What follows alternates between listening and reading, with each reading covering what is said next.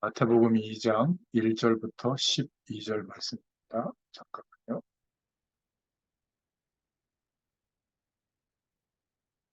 마태복음 2장 1절부터 12절 우리 같이 봉독합니다. 헤로드 왕 때에 예수께서 유대 베들레헴에서 나시니 동방으로부터 박사들이 예루살렘에 이르러 나가니 유대인의 마음으로 나시니까 어디 있겠어. 우리가 동방에서 그의 별을 보고 그에게 경배하러 왔나가 헤롯 왕과 온 예루살렘이 듣고 소동한지라. 왕이 모든 대제사장과 백성의 서기관들이 모아 그리스도가 어디서 나겠느냐 물으니 이르되 유대 베들레헴 는 선지자로 이렇게 기록된바 또 유대 땅 베들레헴아 너는 미래 고을 중에서 가장 작지 아니하도다. 너에서 한 다스리는 자가 나와서 내 백성 이스라엘을 목자가 되리라 하였음이니라. 이에 헤롯이 가만히 박사들을 불러 별이 나타난 때를 자세히 묻고 베들레헴으로 보내며 이르되 가서 아기에 대하여 자세히 알아보고 찾거든 내게 구하여 나도 가서 그에게 경배하게 하라. 박사들이 왕의 말을 듣고 갈새 동방에서 보던 그 별들이 문득 앞서 인도하여 가다가 아기 있는 곳 위에 머물러 서 있는지라. 그들이 별을 보고 매우 크게 기뻐하고 기뻐하더라. 집에 들어가 아기와 그의 어머니 마리아가 함께 있는 것을 보고 엎드려 아기께 경배하고 보배압을 열어 황금과 유황과 모략을 예물로 드리니라. 그들은 꿈에 헤롯에게로 돌아가지 말라 지시하심을 받아 다른 길로 고국에 돌아다니라. 오늘 마태복음 2장 1절부터 12절 말씀을 통해서 참된 왕이 나심이라는 제목으로 함께 은혜를 나누겠습니다. 제가 여러분들을 처음 만났을 때도 생각이 나고 중간중간 우리가 인도받아왔던 그 과정들이 생각이 나는데 어, 저도 그랬고 뭐 여러분들도 그랬고 우리가 경험했던 것, 또 우리가 노력해서 갖췄던 어떤 기능들, 그거를 가지고 삶을 살아가는 꿈들을 꾸었기 때문에 사실은 처음 만났을 때는 그게 거의 전부를 차지하고 있었을 때죠. 목회자는 뭐 목회에 대한 생각이 있고 말이죠. 시간이 갈수록 우리가 하나님을 믿는 근거는 그런 것들이 아니구나. 바로 예수 그리스도시구나. 이런 결론을 우리의 모든 삶을 통해서 하나님이 우리에게 주신 줄로 믿습니다. 그리스도를 통해서만 하나님과 바른 믿음의 관계가 될 수 있구나. 십자가에 예수 그리스도의 공로가 없이도 사람들은 뭔가 신령한 체험을 하거든요. 특히 뭐 무속인들 같은 경우 진짜 그 귀신을 받은 그런 무속인들은 막 알아맞히죠. 또 어떤 대상자의 어, 돌아가신 분의 어떤 이력이라든지 이런 것들을 훤하게 맞춥니다. 그러니까 뭐 정치인들이나 연예인들이나 자기 분야에서 보통 30년, 50년 아주 집중했던 사람들이 대단한 성과를 이루는데도 불구하고 이유 없이 찾아오는 영적인 문제. 그러니까 그냥 이런저런 문제들은 다 겪고 있는데 그 사람에게 어느 순간부터 영적인 문제가 되어지면 이제 그것 때문에 힘든 거예요. 힘든 정도가 아니라 뭐 재앙이죠. 거의 뭐 가정도 파괴되고 그 많던 명성과 경제적 부나 살아가는 조건도 막 무너지고 이제 그렇게 됐을 때 절박해지는 거거든요. 근데 영적인 문제가 무엇인지를 알려주는 사람이 없는 거예요. 왜 이런 상태가 됐는지. 그런데 무속인들은 정확하게 보여주고 알려주잖아요. 네 속에 말이지, 뭐가 왔다. 그래서 막 그게 막 하소연하고 슬퍼서 원통해서 너를 붙잡고 있었던 거다. 이러면서 얘기하는데 그걸 또 이렇게 불러다가 또 그 목소리로 또 막 얘기해주고 하니까 뭐 100% 믿는 거죠. 그러니까 우리가 볼 때는 무속인 되는 게 굉장히 부끄럽다고 생각하는데 그런 영적인 현상과 실제를 막 체험해 버리면 이제 거기에 생을 딱 거는 사람들이 되거든요. 근데 예수 믿는 우리는 이제 말씀을 들어서는 알고 있는데 정말 예수 그리스도의 공로로만 하나님과 함께하는 축복을 누릴 수 있다. 이게 이제 너무 중요하거든요. 근데 거의 대부분 열심히 신앙생활하는 사람들의 특징을 보면 자기가 경험했거나 발견했거나 알고 있는 기준, 그게 복음이 아니라도 거기에 막 많은 것들을 쏟아붓습니다. 제가 교회 속에서 자랐고 또 뭐한 3개 교회를 거쳤지만 지금 있는 교회에서 30년 정도 있다 보니까 많은 사람들을 본의 아니게 이렇게 보잖아요. 그렇게 열심을 기울이고 막 집을 팔아서라도 헌신했던 이런 분들도 시험 들이니까 교회를 옮기는 정도가 아니라 아예 교회를 안 다녀요. 그리고 막 이렇게 주의 정도를 위해서, 교회를 위해서 그렇게 헌신했던 사람들이 경제 논리에 딱 빠지니까, 그 네트워크 마케팅 같은 거 빠지니까, 막 교인들을 다 그쪽으로 막 몰아서 막, 목회자들도 그런 사람이 있어요. 어, 아무개 집사님, 그따위로 살아가지고 언제 세계보고 하겠냐고, 자기 앞가림도 못하는데, 이거 하면 당장 얼마에 막 이익이 온다, 막 이러니까 하지 않겠어요, 목회자가 그거냐니까. 그게 이제 펀지 사기라고 하는 건데, 어떤 물건이나 무형의 자산에다가 의미를 부여해가지고 돈을 투자하게 하면 이익을 주는 구조를 만들어 놓고 사람으로 메꾸는 거거든요. 앞사람 거에 돈을 가지고 조금 이윤을 떼주고 이게 선순환이 돼서 계속 사람이 모집이 되면 이게 돌아가는데 어느 날 모집이 안 될 거 아니에요. 그러면 이익 구조를 밑에다가 줘야 되는데 못 주니까 뻥 하고서 사기가 터진단 말이에요. 근데 그 시작했던 사람들은 뭐 깜빵에 가거나 그것도 뭐 형이 세지도 않더라고 보니까. 또 뭐 돈을 줘서 나오는지 모르겠는데 그리고 나서 또 다른 거 하는 거예요. 나머지 사람들은 너무너무나 큰 고통 속에 빠지게 되죠.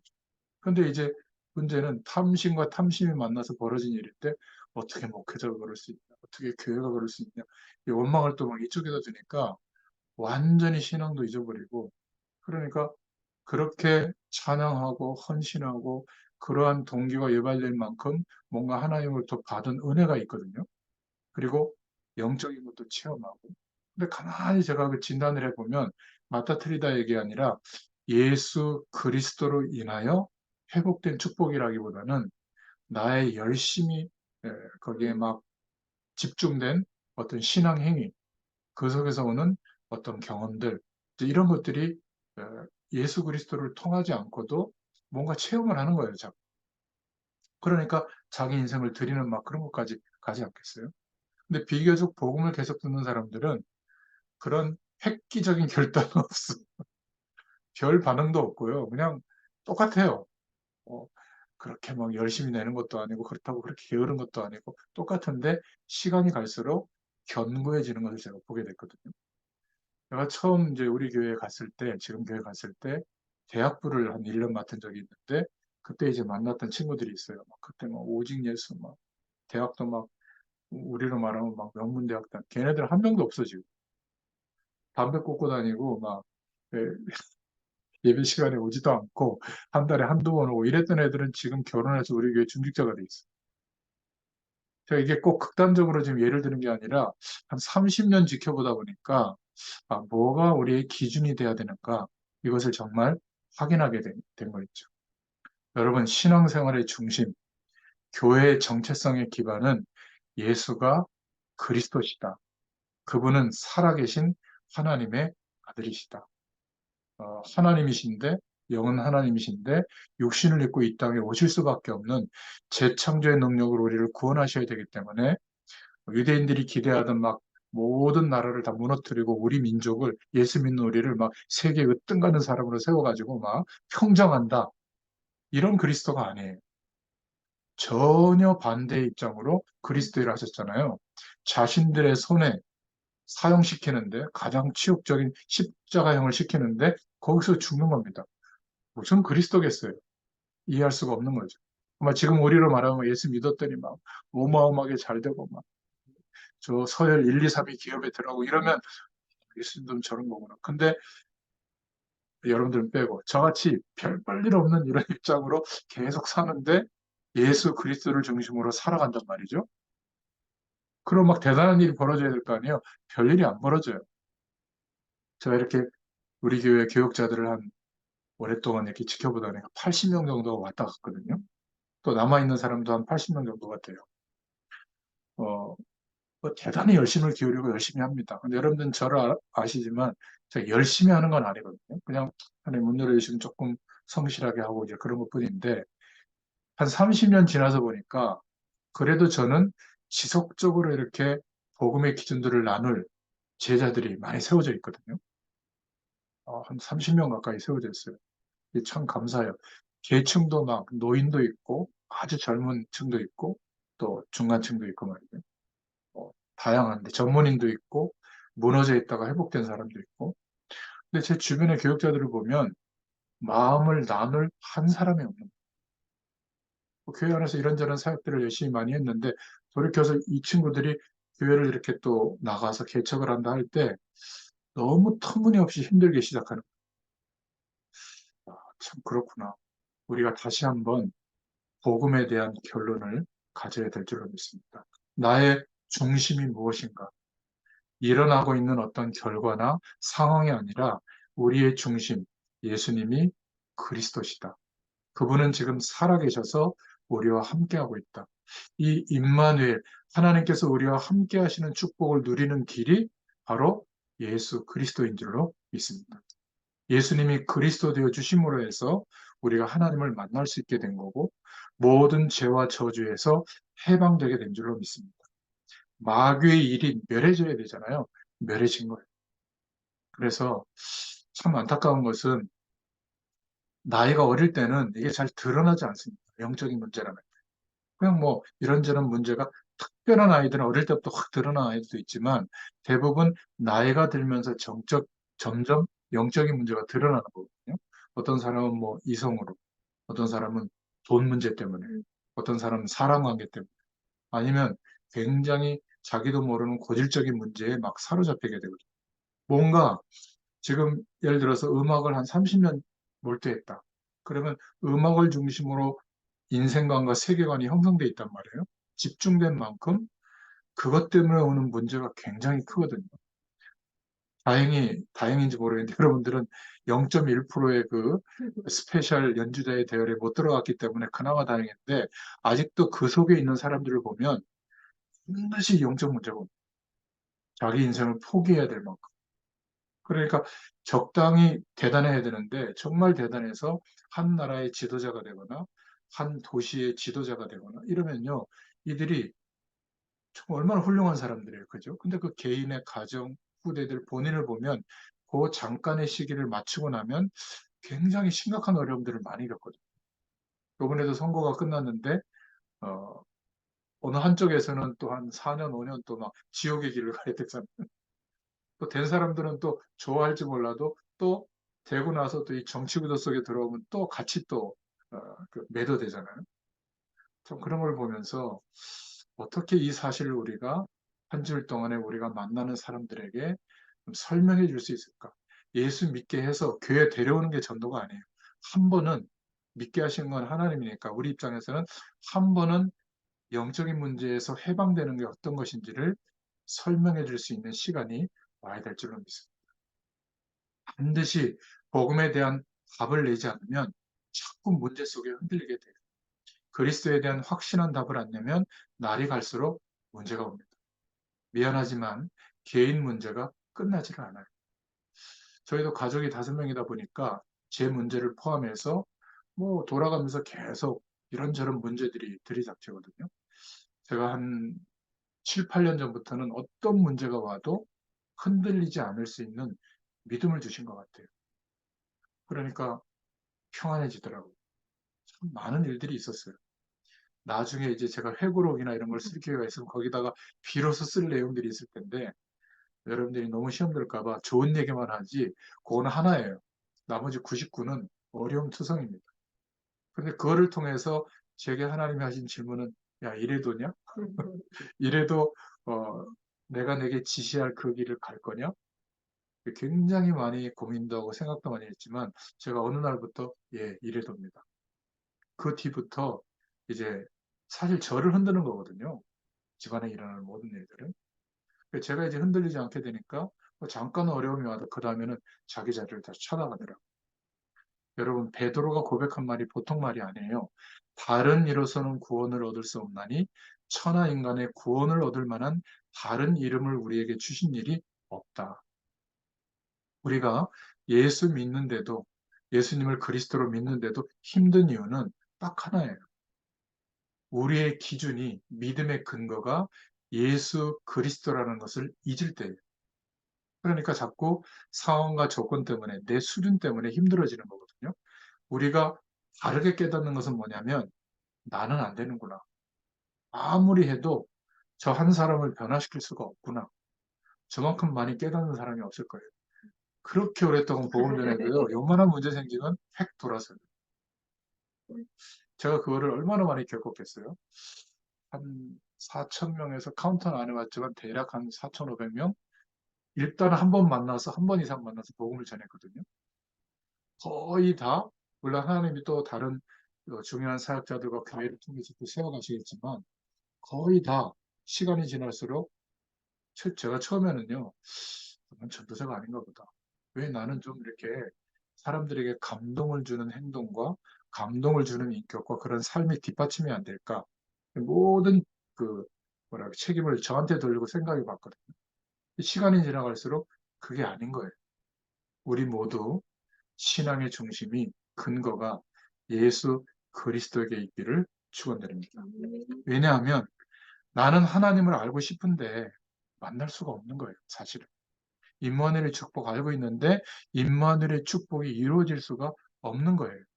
죄와 저주 아래 묶여 있는 인생으로 살아왔기 때문에 그 배경에서 완전히 떠났다? 아직도 그 그림자가 있을 겁니다.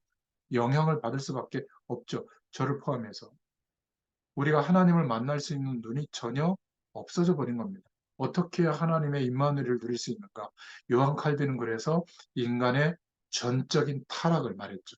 우리는 가망이 없다. 가망이 없다는 것을 인정해야 예수 그리스도를 붙잡게 됩니다. 문제는 임마누엘의 축복을 받는다면 우리의 일과 가정과 후대에게 임마누엘의 축복이 임하면 정말 해결이 될 텐데 이게 이제 내 마음대로 안 되는 거죠. 우리가 하나님을 만날 수 없다는 것을 아시고 하나님은 처음부터 지금까지 예언해 주셨어요. 그리스도를 예언해 주셨어요. 그래서 마태복음이 그 시작을 지금 말하고 있는 거거든요.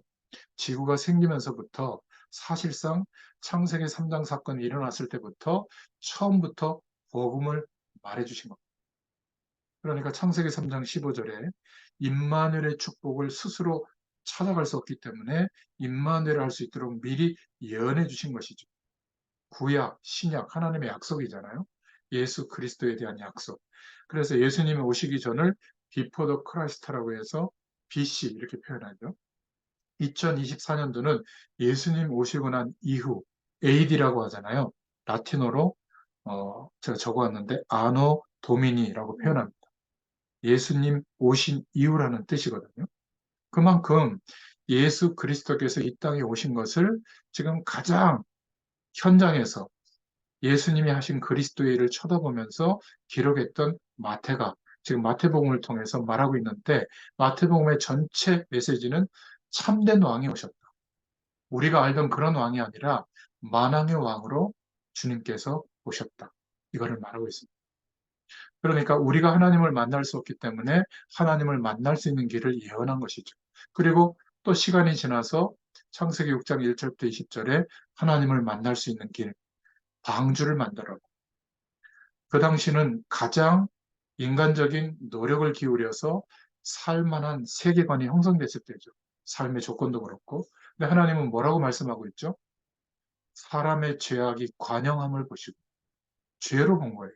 하나님 없이 살만하다. 여기에 우리 인생을 쏟아부어서 만든 그 모든 가치가 우리에게는 윤택한 기준이 될지 몰라도 그것이 죄가 관영했다. 하나님 없이 살만한 기준으로 살아가는 그 인생이 타락이 극심했다. 이렇게 보시는 겁니다. 그래서 하나님이 선택하신 방법이 뭐죠? 심판이에요. 그런데 그 심판에서 제외되는 사람은 방주 안에 들어오는 사람이죠.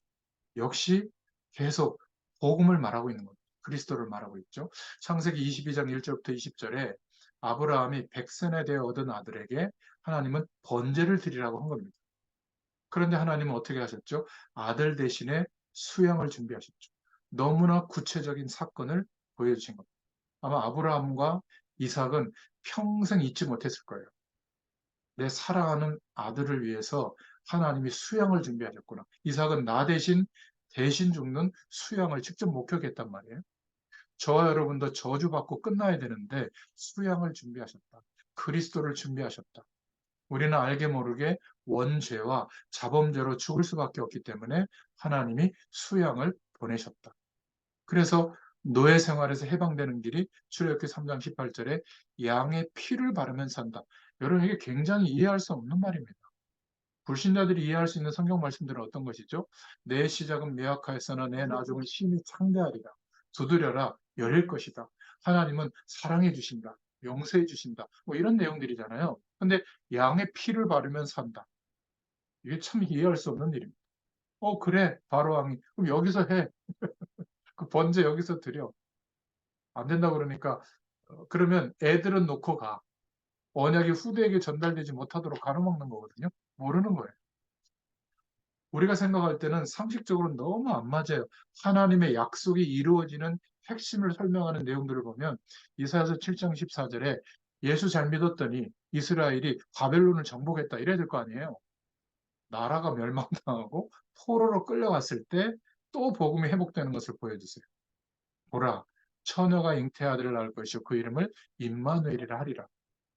여러분, 신학자들과 목회자들이 복음을 많이 알고 있는 것 같은데 모르는 사람도 꽤 많습니다. 공동번역 성경이라고 개신교 신학자들과 천주교 신학자들이 한국에서 모여서 성경 번역을 했단 말이에요. 바로 이 본문을 가지고 이거 좀 잘못된 것 같다. 어떻게 처녀가 잉태해 아들을 낳을 수 있냐. 그래서 바꾸자 단어를. 여자가 잉태하여 아들을 낳을 것이니. 공동번역 성경에 그렇게 나와 있습니다. 여성은 아이를 임신하고 낳을 수 있잖아요. 여자로 바꾼 거예요. 처녀라는 단어를 빼버린 겁니다. 신기하지 않습니까? 그거를 동의한 거예요. 동의한 거예요. 그때. 그러니까 이게 무슨 말이죠? 창세기 3장 사건 때문에 내려오는 원죄와 그 저주의 배경과 거기에서 해방되는 유일한 길이 창세기 3장 15절 여자의 후손, 여인의 후손. 그 여인의 후손이라는 말은 바로 동정녀 마리아에게 나시고 마태복음에서 다시 확인시켜 주셨잖아요. 그런데 그 내용에 대해서 모르고 있는 거예요. 그리스도의 삼직은 또 얘기합니다, 신학자들이. 그런데 실제로는 안 믿고 있는 이런 부분들을 보면 그러니까 성경에 각각 나와 있는 주제들을 다 강조를 하다 보니까 복음은 여러 주제들 중에 하나일 뿐이에요. 모든 주제가 복음을 향해 있는데 그렇게 생각하지 않는 겁니다. 그러니까 자칫 잘못하면 극단적 이율론을 띌 가능성이 많아요. 영지주의는 아직도 인정받고 있다. 많은 신앙 행위를 하는 종교 영역 속에 머물러 있는 사람들이. 왜냐하면 내가 그 열심히 선택한 그 기준, 열심히 노력한 그 행위, 이게 인정받는다는 거거든요. 그렇잖아요? 하나님 볼 때는 그 별거 아니에요. 우리의 의 때문에 하나님이 만나주시고 역사하시는 게 아니거든요. 우리의 의로 되는 게 아니기 때문에 예수 그리스도의 의로 인하여 그분의 죽으심과 부활로 우리가 다시 거듭난 인생이 되고 하나님의 능력을 가지고 살아갈 수 있는 통로가 열리게 된 것이잖아요. 그러니까 신비주의도 율법주의도 극단적인 인본주의도 전부 뭐죠? 내가 노력하는 거. 뭐 이 사람의 노력이나 이 사람의 노력이나 거의 비슷하다 이러면요 굉장히 이상한 취급받습니다. 공격당하죠. 제가 처음에 그래서 공격을 많이 당했어요. 이런 흐름을 타야 하고 이런 막 속에 들어와야 되고 안 그러면 역적 막 이런 비슷한 얘기를 많이 들었거든요. 그런가? 지나고 보니까 그런 얘기 하는 사람들이 아예 교회를 나가고 이 전도운동에서 또 빠져나가고 그러더라고요. 아, 그렇구나. 개인의 열심과 그 의는 결국 한계가 올 수밖에 없는데 그 한계를 이제 피게 되는 거죠. 아, 내가 그리스도 중심이 아니었구나. 이래버리면 금방 회복이 될 텐데. 하나님께서는 마태복음을 통해서 다시 한번 회복시켜 주신 겁니다. 창세기 3장 15절 여자의 후손이라는 단어를 알게 해주셨고 여자의 후손으로 오신 그리스도 동정녀 마리아에게서 나시고 이 말을 못 알아들으면요 흑암 권세는 안 무너집니다. 그냥 육신적인 행복과 안정과 평안한 삶을 기대하면 그냥 뭐 그런 영역 속에 있는 거죠. 근데 어느 날 영적 문제가 시작되면 그때부터는 심각해지는 거예요. 그러니까 대부분 그때 복음을 선택하는 게 아니라 극단적 노력을 선택을 해요. 그럼 어떻게 될까요? 박수 칩니다. 흑안제. 저와 여러분의 후대들이 여자의 후손, 동정녀 마리아에게 나시고 이 말을 알아들으면 그때부터 승리합니다. 복음 가진 1세대인 우리들이 다음 세대에게 이 사실을 한 번쯤은 정확하게 전달해 줄 필요가 있는 줄로 믿습니다. 아마 거의 모르고 있을 거예요. 성경책을 들고 교회 왔다 갔다 하다가 뭔가 신비한 체험을 해줄 수는 있는데 여자의 후손 이 말이 복음의 핵인데 이거를 모를 가능성이 참 많은 겁니다. 그래서 이 복음을 깨달을 때 실제로 우리의 모든 문제에서 넘어서는 그런 응답이 오게 될 줄로 믿습니다. 혹시 모를까 싶어서 하나님은 창세기 3장 15절의 언약, 동정녀 마리아에게 하시고 다시 한번 확인시켜 주시고 오늘 본문이 그냥 예수님이 오셨다가 아니라 역사적 시간과 역사적 장소에 이렇게 오셨다는 것을 말씀의 언약이 성취됐다는 것을 보여주고 계세요. 그리스도로 완전 답이 안 나면 틀림없이 저와 여러분들의 남은 생이 갈수록 고통이 계속될 겁니다. 그래서 깨닫지 못하면 어떻게 되죠? 기독교는 결국 종교 중의 하나로 전락하게 됩니다. 더 이상 우리를 기준으로 생각하지 않아요. 우리가 믿는 믿음이 사람들이 바라볼 때 기준이 되지 못합니다. 일본 사람들이 일제치하에 있을 때 우리나라 초기 기독교인들을 막 죽였거든요. 예수 부인하지 않는다고. 근데 그 사람들이 죽이면서도 인정했다니까요. 그런데 대다수의 목회자들과 교단과 교회와 성도들이 신사참배를 다 가결했어요. 총회에서. 왜? 우리가 다 죽으면 떻게 믿음의 유산이 전달되겠냐? 이거는 그냥 겉으로 우리가 인정하는 척하자. 속으로는 아니면 되지 않냐? 이런 논리예요. 그런데 소수의 그때 신앙을 고수했다. 고신 측 교단의 목회자들 한 열댓 명이 그럴 수 없다 하고 거의 순교했거나 총회에서 목회자들에서 아예 출교 당한 거예요. 자기 초기의 법을 안 따랐다고. 돌이켜보니까 뭐죠? 종교로 전락하기 시작한 겁니다. 지금도 마찬가지예요. 교회가 세속주의를 받아들이는 그 순간부터 예수 잘 믿으면 복 받고 성공하고 잘 되고 문제 해결되고 이게 샤머니즘이나 다를 기준이 없는 거거든요. 설사 우리가 예수 잘 믿었기 때문에 불이익이 어마어마하게 온다고 할지라도 우리는 그리스도 중심으로 살아갈 것이다. 이거를 강조해야 되는데 그러면 기도했는데도 응답이 안 오면 어떡해요? 육신적 응답. 거의 그래서 시험 들거든요. 그것도 헌금을 그 기도 제목을 담아가지고 한번 믿음으로 들어봐라. 그 응답이 올 것이다. 주로 이런 간증과 요구를 많이 하거든요. 물론 하나님이 응답하시는 사람도 있지만 그것은 복음 때문이에요. 그리스도의 축복과 그로 말미암아 임마누엘의 축복이 경험되게 하기 위해서 너무 어려우면 힘들까 봐 조금 숨통을 틔워주는 건데 마치 그것이 내가 이런 행위를 했기 때문에 오는 결과가 왔으니까 여러분들도 이렇게 하라고 또 막 몰아붙이더라고요. 너무 안타까운 겁니다. 그러다 보니까 이 복음을 못 깨달으면 결국 기독교는 율법주의가 되는 거예요. 이렇게 살아야만 되고, 이렇게 행해야만 되고, 그렇게 하지 않으면 어마어마한 저주가 오고, 맞는 말 같은데 사람들은 그것 때문에 영적 문제가 해결되지 않아요. 또 윤리와 규범으로 전락합니다. 우리가 윤리적으로 도덕성을 높여야 되지만 그것이 우리의 기준이 되면 어떻게 될까요? 더 윤리적인 사람이 우리를 평가합니다. 그리고 스스로도 우리가 윤리적으로 도덕적으로 완성된 삶을 살 수가 없거든요. 항상 타협하거나 항상 죄의 유혹에 넘어가요. 그러면 저 같은 사람은 에이 뭐 이러고 넘어가지만 진짜 뭐라 그럴까 순결할 그런 마음을 가지고 착하게 사는 사람은 충격받아요. 아, 내가 왜 이렇게 됐지? 그래가지고 오히려요 신앙 다 잃어버리는 상황이 돼요. 그리고 막 하나님이 이런 나를 저주하실 수밖에 없을 거야 해가지고 저주를 당연히 받아들여요. 너무 안타까운 거죠. 또 잘못 깨달으면 아 이래도 되고 저래도 된다. 이거는 더 위험한 거예요. 극단성, 양극단은 정말 위험한 겁니다. 그러니까 못 깨달으면 윤리적인 종교, 규범을 강조하는 종교로 전락하게 돼요. 결국 그렇기 때문에 우리에게 와 있는, 후대들에게 와 있는, 우리가 만나는 사람들에게 와 있는 영적 문제가 된 그 문제를 해결시켜 주지 못하고 있는 것이다. 이 놀라운 그리스도의 축복이 성취된 그 기록을 오늘 본문을 통해서 읽은 겁니다. 엄청난 언약적 사건이 성취되는 현장이죠.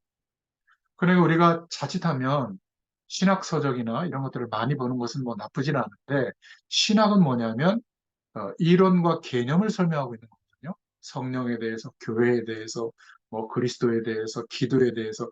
그리고 그것이 급진적 입장에서는 이렇게 해석했고 보수적 입장에서 이렇게 해석, 신학 이론들을 다 이렇게 보게 해요. 그리고 각자의 중요성을 다 강조합니다. 이러다 보니까 뭐가 약화되냐면 그리스도의 축복이 모든 것이라고 하는 것이 약화돼요. 그러니까 많은 신학적 지식과 책들을 많이 봐서 아는 것 같은데, 문제는 내게 와 있는 영적 문제 하나도 못 벗어나는 거예요. 죽음의 문제가 와도 상관이 없구나. 여기까지 우리는 그리스도 안에서 확신을 갖고 있잖아요. 그런데 대부분 너무 연약한 거예요. 사람들의 말, 평판 이런 것 때문에 막 흔들리기도 하고, 내 스스로 흔들려. 나의 부족함을 알수록 그걸 막 자꾸 커버하려고 하거든요. 우리는 뭐 꼭 그렇게 안 해도 됩니다. 그렇다고 굳이 우리의 부족함을 드러낼 필요는 없지만, 드러났다고 해서 뭐 너무 막 주눅들 필요도 없어요. 나는 이 정도밖에 안 돼. 내가 아이들한테도 얘기했거든요. 나는 이 정도밖에 안 되지만 나는 하나님 바라보고 있다. 아빠가 분명히 실수하는 것도 있고 너희들이 볼 때 모자란 행동들도 할 것이다. 그러나 그 정도로만 아빠를 이해해라. 그러나 나는 하나님 바라볼 거다. 예수 그리스도를 의지할 거다. 너희들을 바라보는 기준도 나는 똑같다. 너희들이 어떤 때는 긍정적인 모습을 보여줬다가 어떤 때는 굉장히 시행착오를 겪으면서 부정적인 모습을 보여줄 때도 나는 그 앞에 두 개가 다 똑같다. 왜?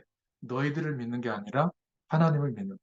하나님이 그리스도로 말미암아 너희들을 인도하고 계시는 것을 나는 믿고 있다. 여러분, 나는 다 알겠는데 왜 안 될까요? 수리 중이에요, 수리 중. 워낙 잘못된 공사를 많이 해놨어. 나의 의를 기반으로 한 열심과 노력을 너무 많이 기울였기 때문에, 너무 틀리게 믿어왔기 때문에 수리 중일 뿐이에요. 반드시 하나님의 역사하심이 나타납니다.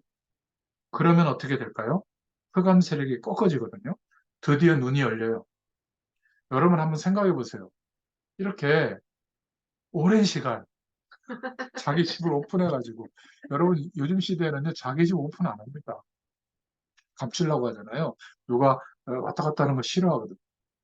이 지영 집사님 같은 분이 내일 이사인데 이삿짐 싸다 말고 이렇게 말씀 듣는 이런 분들이요, 정말 번개 맞을 확률보다 적어요. 같은 교인들도 아니고, 우리 다 같은 교회 아니잖아요.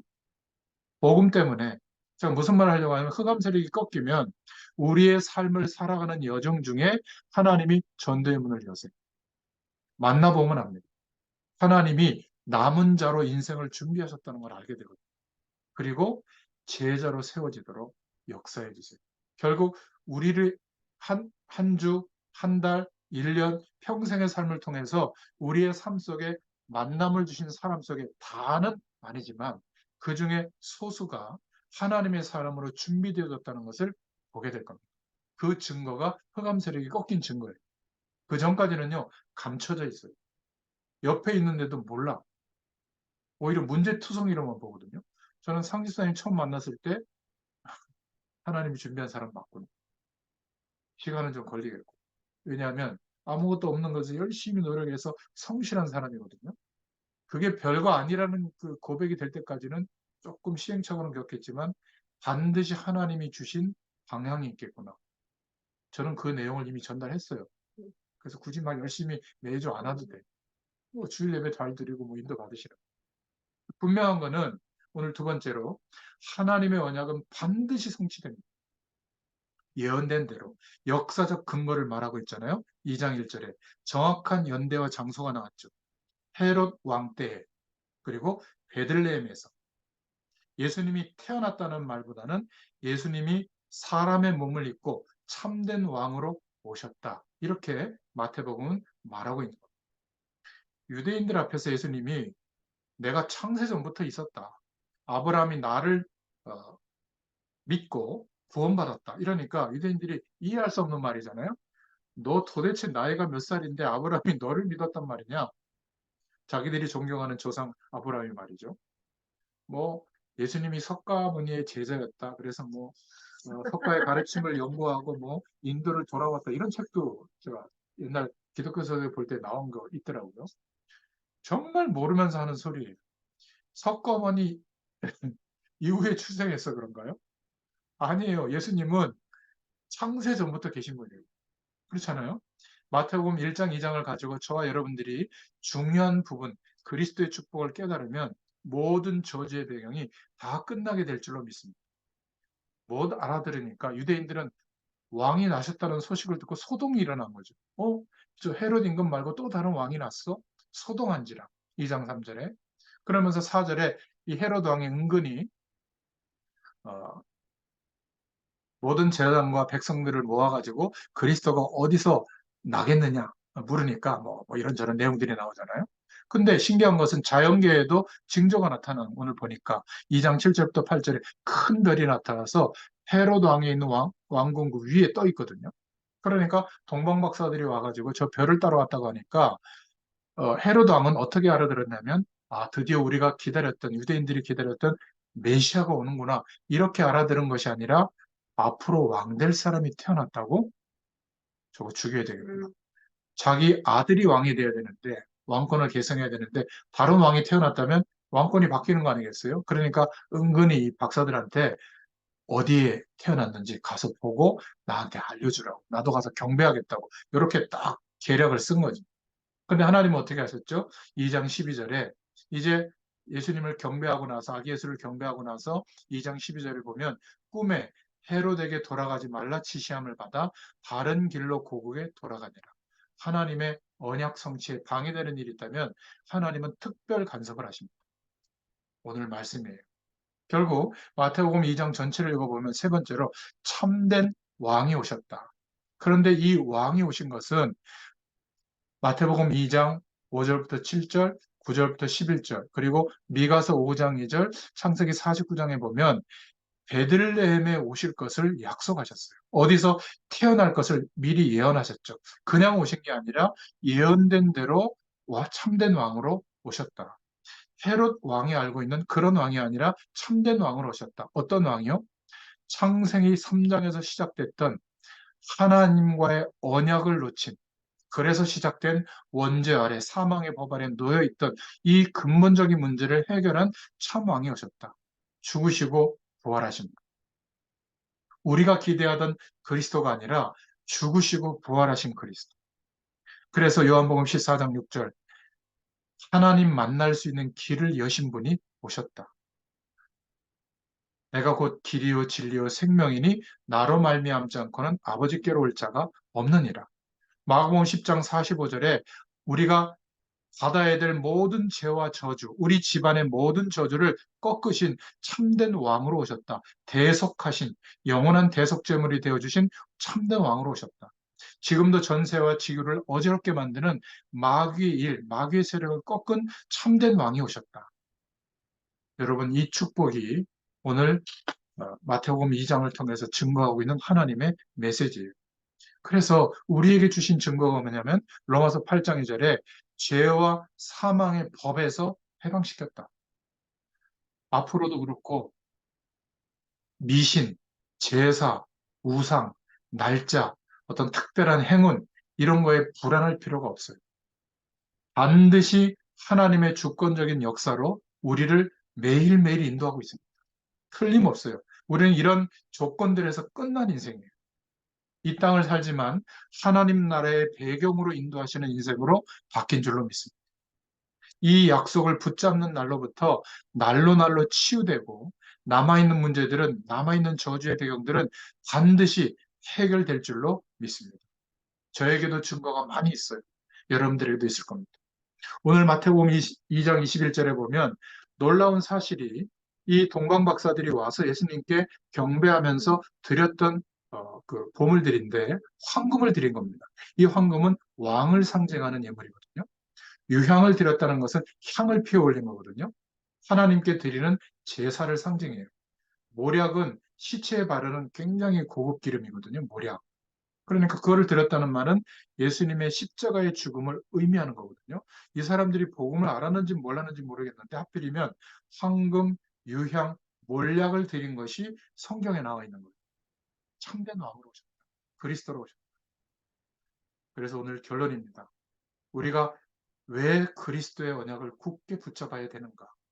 평생 일어나는 가문의 문제, 평생 우리에게 오고 있는 개인의 문제들, 그것이 사단이 개입해가지고 속이게 되면 영적 문제가 되는데, 여기에서 완전하게 해결되는 길은 예수 그리스도를 믿는 믿음밖에 없다.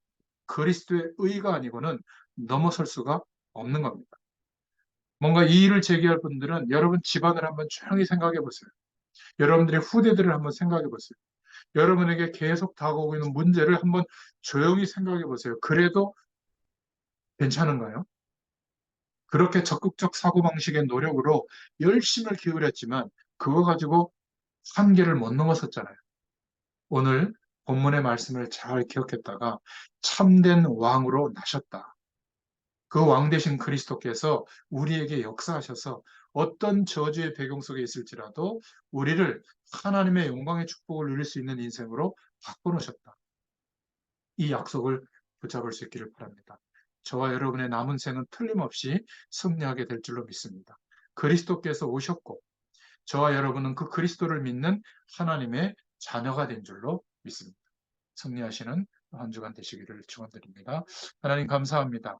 복음서의 말씀이 우리에게도 답이 되게 하시고 우리의 현장에서 만나는 사람들에게 답이 되도록 하나님 정말 현장에서 그리스도의 축복을 발견하고 기록했던 마가 사도처럼 마태 사도처럼 또 누가와 요한 사도처럼 우리의 현장에서 이 복음이 전달되어져서 하나님의 능력이 나타나는 그 주인공으로 증인들로 저희들의 매일매일을 축복하시고 인도하여 주시옵소서. 함께 하실 줄 믿사옵고 예수님의 이름으로 기도드렸습니다. 아멘. 감사합니다.